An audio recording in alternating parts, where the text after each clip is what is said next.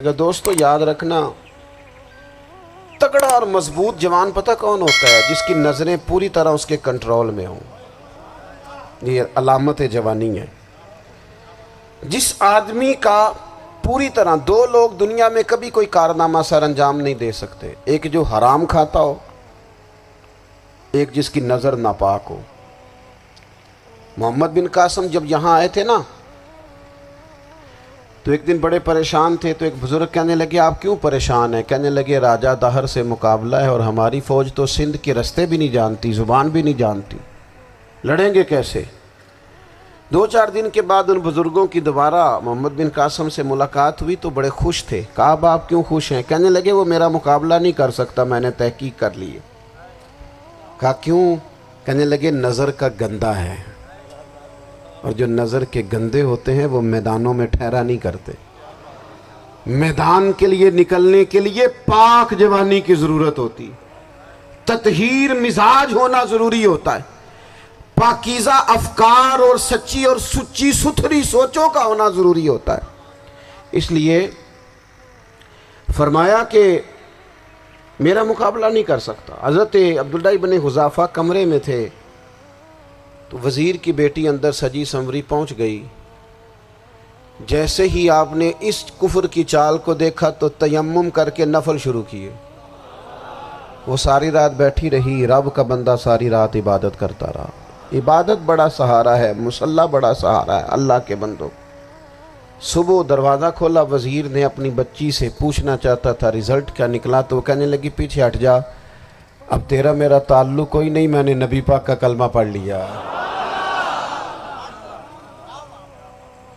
اس نے کہا میں نے بھی زمانہ دیکھا ہے، پر یہ کیا لوگ ہیں، کستوری کے بنے ہوئے، سندل سے دھلے ہوئے، کہ میں ساری رات کمرے میں رہی اور 100 اور 1000 آدمی جس جوان کا مقابلہ نہ کر سکے، اتنا طاقتور جوان کمرے میں رہا اور اسے نظر اٹھا کے نہ دیکھا۔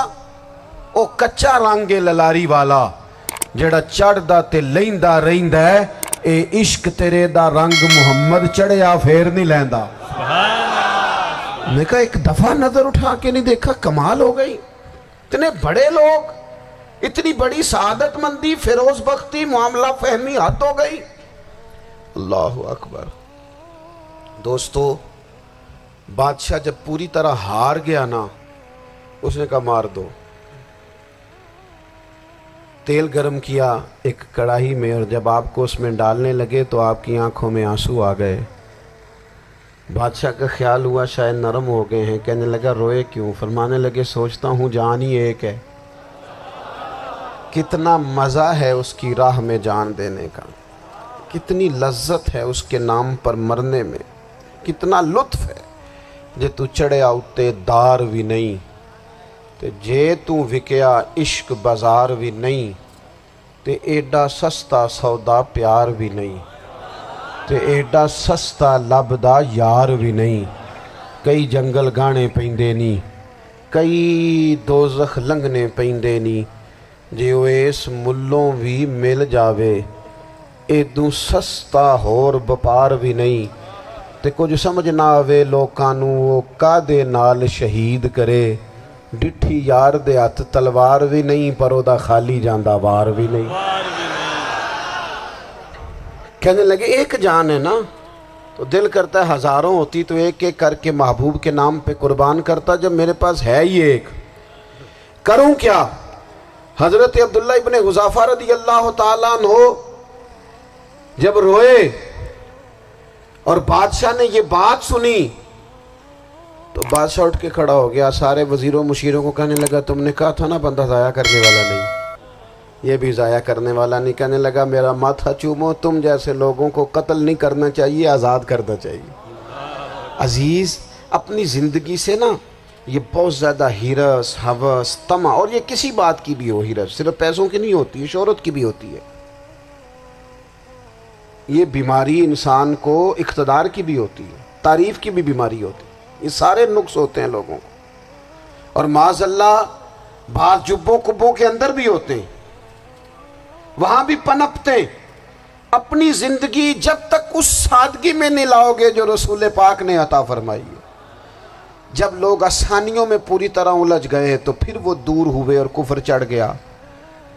دوسری بات، اللہ کے محبوب صلی اللہ تعالی علیہ وسلم کی محبت ہم سے تقاضا کرتی ہے کہ ہم اس مشن کے لیے کام کریں جس مشن کے لیے رسول پاک نے کام فرمایا ہے۔ ہم سارے کام بڑے مضبوطی سے، سوچ سمجھ کے، تدبر سے، حکمت سے، تقاضوں کو مد نظر رکھتے ہوئے کرتے ہیں سارے کام۔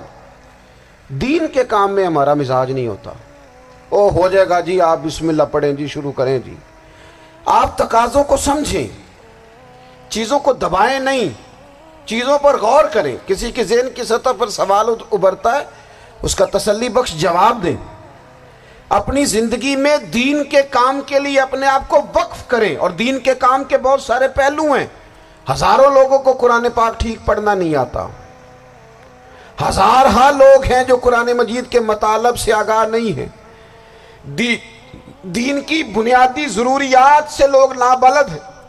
میں آپ کو کس طرح یہ بات سمجھاؤں کہ ہزاروں کی تعداد میں طلاقیں اس لیے ہوتی ہیں کہ مردوں کو طلاق کے مسئلے نہیں آتے، انہیں پتہ نہیں ہے کہ مجھے حقوق زوجین کے معاملے میں کیسے چلنا۔ ڈھیر سارے گھروں میں تباہی اس لیے ہے کہ تربیت اولاد کا دینی منہج ہمیں نہیں پتا۔ اپنا حصہ ملائیں دین کے کام میں۔ ایک آدمی کو اگر تو نمازی کرنے میں کامیاب ہو گیا، تیری زندگی بدل گئی۔ وہ دین بیزار لوگ جو ہمارے بیچ بیٹھ کے ہماری نوجوان نسل کو پگڑی اور داڑھی کا نام لے کے بنیادی طور پر دین سے دور کرتے، ایسے نوجوانوں کو دین کا پیغام محبت دے کر دین کے قریب کرنا ہماری ڈیوٹیوں کا حصہ ہے۔ ہمیں ذمہ داری کا احساس کرنا پڑے گا، ہمیں یہ خاص قدم اٹھانا پڑے گا، توجہ دینی پڑے گی۔ مساجد، مدارس، میں آپ سے عرض کروں، اتنی ڈٹ کے مخالفت ہوتی ہے نا مدرسوں کی، اتنی ڈٹ کے۔ میں ادارہ چلاتا ہوں، اس کے چلانے میں جو مشکلات ہیں وہ تو ہم بتا نہیں سکتے آپ کو، اس لیے کہ میری قوم، میرا اس قوم سے تعلق ہے جو نعت خواں امیر کرنا چاہتی ہے، مدرسے نہیں۔ ہاں، نقیب خطیب پیدا کرنا چاہتی ہے، شعر و شاعری کی زندگی کو پروان چڑھانا چاہتی ہے۔ فقط ہمارا ان لوگوں سے تعلق ہے جو لاکھوں کروڑوں روپیہ محافل پہ لگائیں گے، اور قاری صاحب بیچارے اگر مسجد کا کوئی ہونے والا کام کسی وقت بتا دیں گے تو وہ بڑی مشکل آ جائے گی ان کے لیے۔ یہ کیسے ہو سکتا ہے، آپ نے یہ ڈیوٹی بتا دی۔ مدارس، اور جتنا اہم رول دین کو پھیلانے میں مدارس اسلامیہ کا ہے، اتنی زبردست، لوگوں کا خیال ہوتا ہے میری طرح کے لوگ شاید کام کرتے ہیں، ڈیوٹی کرتے ہیں۔ یہ 10-15 لوگ آپ کو نظر آتے ہیں جو آپ کو کہیں میڈیا پر یا ادھر ادھر ڈیوٹی کرتے، مخلص لوگ اپنی جگہ پہ، وہ بھی بڑا ہی کام کر رہے ہیں، جو میڈیا پہ آ کے بھی اخلاص سے اور درد دل سے کو دین کی، ان کی بھی کسی بات کی حوصلہ شکنی نہیں۔ لیکن ہزارہ اساتذہ جو مدارس میں بیٹھ کے پڑھاتے ہیں، جنہوں نے وہ سارے لوگ تیار، آپ سمجھ نہیں سکتے کتنا بڑا کام۔ حفظ کا استاد جو ہوتا ہے نا، اس کی ڈیوٹی 24 گھنٹے ہوتی ہے، فجر سے پہلے، اور اس نے بچوں کو اٹھانا۔ تنخواہ تو ہم انہیں دینا نہیں نہ چاہتے جی، تنخواہ نہیں دی انہوں نے، ہمیں مولوی امیر نہ ہو جانا۔ مولوی نو تے سوٹ بھی 27ویں والی رات دے ہے تاکہ کدھر سوان کے عید والے دن پا نہ لوے، چونکہ 27ویں تو بات تے درزی پھڑتا ہی کوئی نہیں، کیوں حضرت؟ ایسے ہی ہے نا، اس وقت تو نہیں نہ لیتا۔ تو ہم چاہتے ہیں مولوی ہماری مرضی کے ہماری طرح کا سوٹ نہ پہن لے۔ مدارس کی مضبوطی، آپ یہ دیکھ لیں، یہ صلاح الدین ایوبی کا تعلق بھلا کس چیز سے تھا؟